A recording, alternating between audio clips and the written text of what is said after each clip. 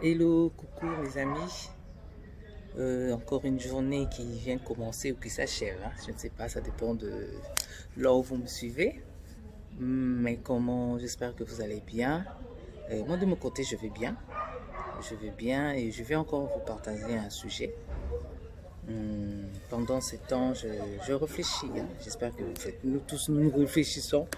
Mais moi, quand je réfléchis et quelque chose me vient en tête, je me dis, tiens, pourquoi ne pas parler avec mes amis? Pourquoi ne pas en discuter avec eux?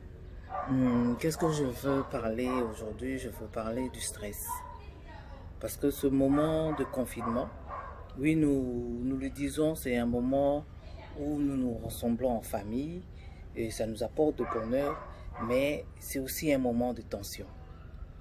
Ce moment de confinement, ce moment où nous sommes tous à la maison, ça peut nous apporter de stress. Et le stress, pour moi, c'est un état normal. Surtout pendant cette période, le stress est un état normal. Nous avons de ressentis, vu tout ce qui se passe, vu tout ce qui nous arrive. C'est tout à fait normal. Mais ce que moi je vous conseillerais, et puis c'est ce qui est mieux de faire, c'est de ne pas se renfermer sur soi. Ce n'est pas de garder tout ce qu'on ressent, de garder cet état d'anxiété sur soi. Non, parlez-en autour de vous.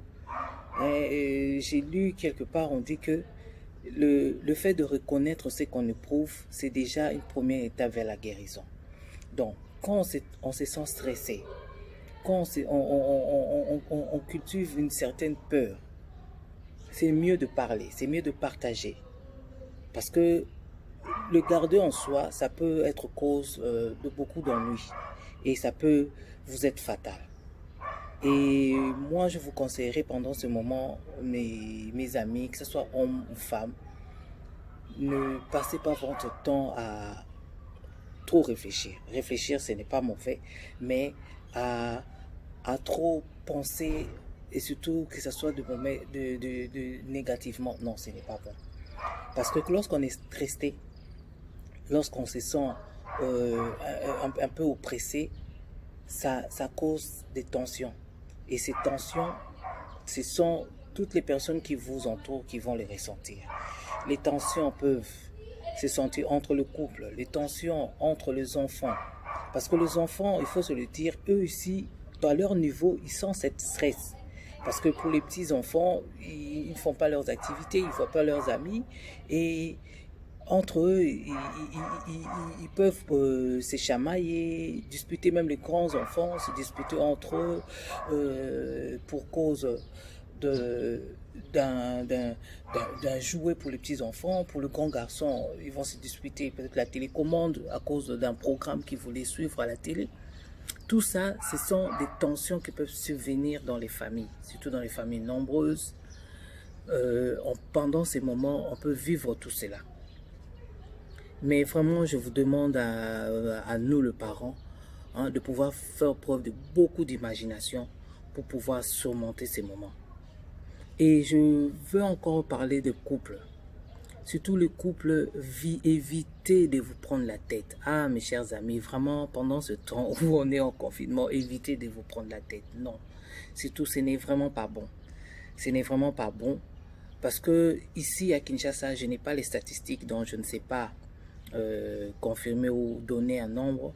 Mais d'après les informations, en France et en Belgique, les taux de violence conjugale a considérablement augmenté. Mais ça ne va pas, mes très chers hommes. On peut comprendre votre stress dû aux problèmes que vous pouvez connaître sur le plan professionnel, financier, sur le fait que vous êtes là, vous restez à ne rien faire. Mais cela ne vous excuse pas pour que vous soyez aussi violent sur votre femme.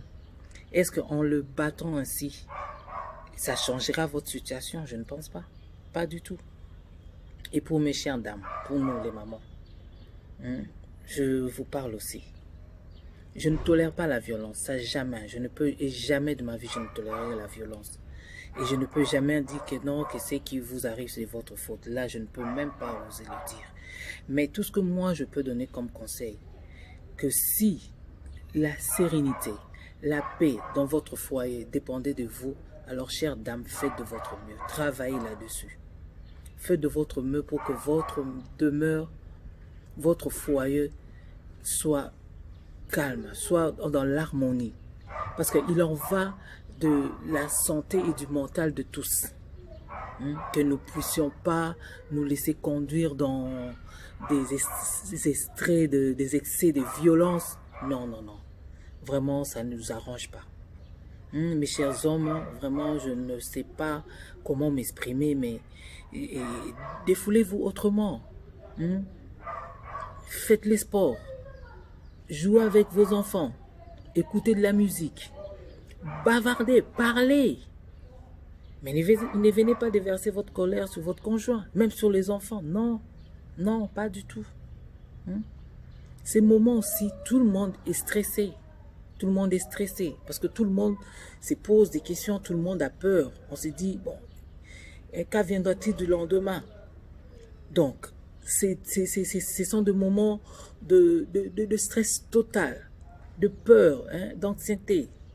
Mais le seul conseil que ne vous renfermez pas sur vous-même. Ne broyez pas du noir. Parlez autour de vous. Confiez-vous. Vous avez des proches, vous avez vos téléphones, confiez-vous. Dites ce qui vous tourmente pour éviter de tomber dans la violence. Mes très chers, la pandémie est là. Le confinement va encore perdurer, on ne sait pas jusque quand. Et les conséquences économiques, financières sur nos vies, nous allons les subir. Mais tout ce que moi je vous demanderai, c'est d'être confiant. Soyons confiants. Soyons confiants. Espérons que tout ira pour le mieux. Croyons à l'avenir. Et pour le chrétien, ça a été la Pâque. Le Christ ressuscité nous apporte de l'espoir. Alors croyons que tout ira pour le mieux, que le lendemain sera meilleur. C'est vraiment ce que moi j'ai voulu partager avec vous dans cette vidéo. Une fois de plus, je voudrais encore vous demander de prendre soin de vous. Vraiment, prenez soin de vous. Oui, pour ne pas contacter cette maladie, oui, prenez soin de vous. Mais prenez soin de vous cette fois-ci, de votre mental. Vraiment, soignez votre mental. Soignez votre mental pendant ces temps. Parce que ce n'est vraiment pas des temps faciles que nous sommes en train de passer. Vraiment, je vous souhaite toutes de bonnes choses chez vous. Prenez soin de vous, protégez-vous et que tout aille mieux pour nous tous. Allez, merci, ciao.